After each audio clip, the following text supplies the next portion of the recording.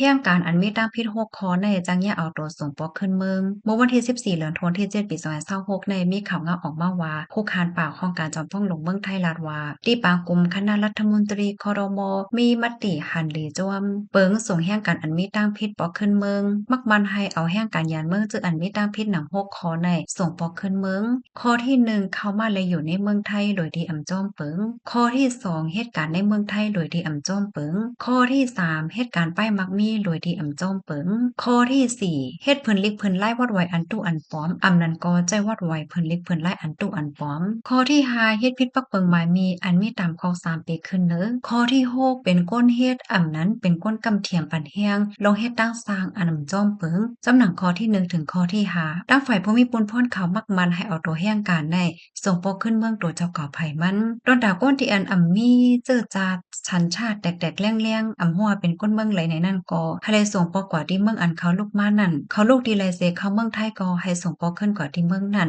ว่าไหนคะอ๋อข้อมูลตอนนี้ก็คาเลยไปมาติเพกอีจานต่างไว้ค่ะพี่น้องเขาถอมข่าวว่าโหในอาหารถึงจะเหงือพองค่ะในก็เรียกว่าเป็นโรงใหญ่ค่ะเนาะโรงในน่ะเหอพี่น้องเขาซ้ำว่าเดี๋ยวจังไรฮับพบกันนั่นแค่นดอใจกันสืบเป็นแพเช่กว่าเซกัมค่ะ